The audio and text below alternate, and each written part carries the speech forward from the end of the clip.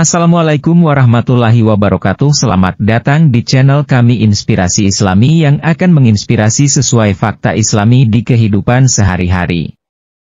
Dukung channel kami dengan menekan subscribe dan like di link bawah. Terima kasih.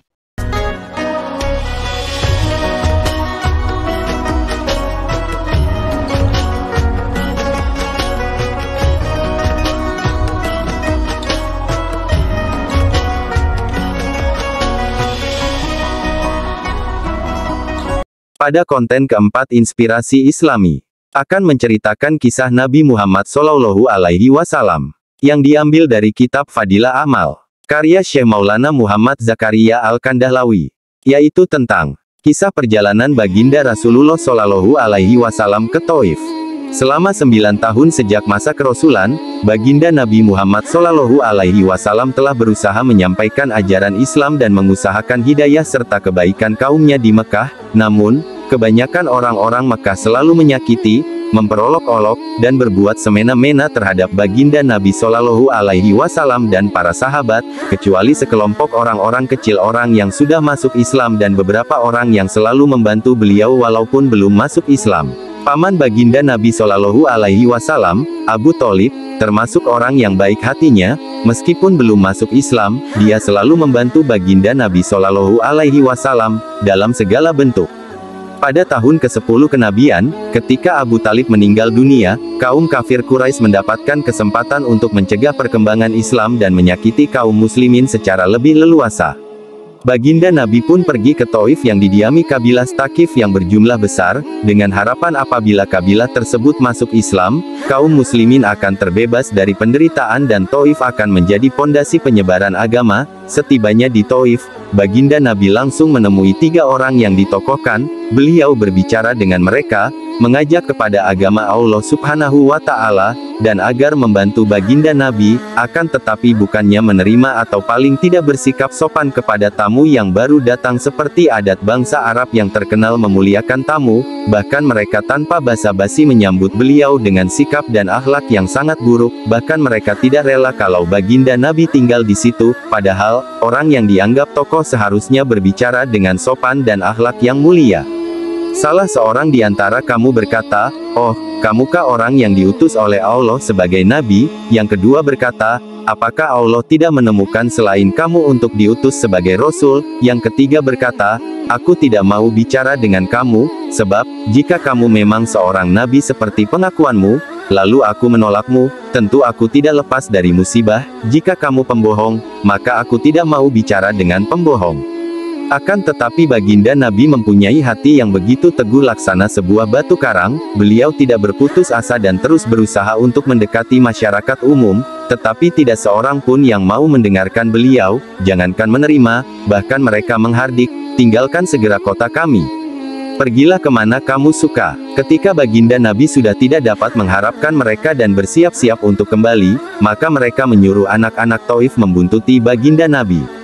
Mereka lalu mengganggu, mencaci dan melempar batu sehingga kedua sandal beliau berlumuran darah. Dalam keadaan begitu Nabi meninggalkan kota Taif. Tatkala sudah aman dari gangguan anak-anak nakal itu, beliau berdoa kepada Allah Subhanahu wa Ta'ala.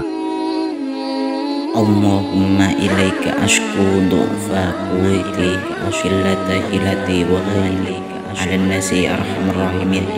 Anta rabbil mustad'afina wa anta rabbi ila man takmini ila ba'idin ya'adini an ila unduwim malaktahu amri illam yakun bika alaya wadabun fala ubat walakin afiyatuka iya awsa'u li mudu min nuri wajhika alladhi ashraqat lahu dhulumatu wa sulaha alaihi amru dunya wal akhirati min ayyan nuzulabi sududuka Oyahil alaiya sahuduka alakal Oyahil alaiya hatta taradda wa la hawla wa la quwwata illa billah. Ya Allah, aku adukan kepadamu lemahnya kekuatanku, habisnya upayaku, dan kehinaanku dalam pandangan manusia.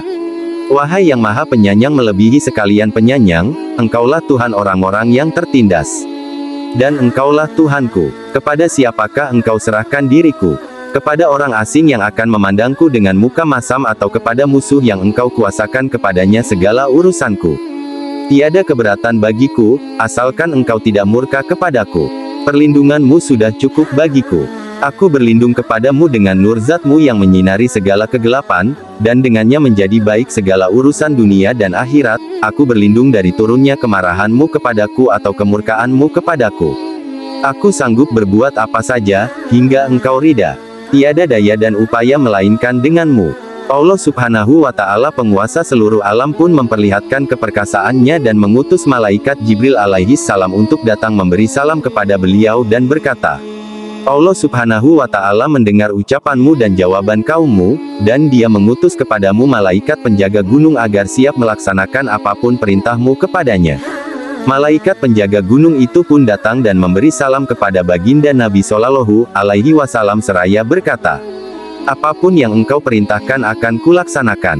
Bila engkau sukai, akan kubenturkan gunung-gunung yang ada di sekitar kota ini sehingga siapa saja yang tinggal di antaranya akan hancur binasa. Atau apapun hukuman yang engkau inginkan. Baginda Rasulullah Shallallahu alaihi wasallam yang bersifat penyayang dan mulia ini menjawab, aku hanya berharap kepada Allah Subhanahu wa Ta'ala, seandainya saat ini mereka tidak menerima Islam, semoga kelak di antara keturunan mereka akan lahir orang-orang yang menyembah dan beribadah kepada Allah Subhanahu wa Ta'ala. Faedah kisah perjalanan Nabi ke kota Taif. Demikianlah akhlak baginda Nabi Shallallahu alaihi wasallam yang mulia.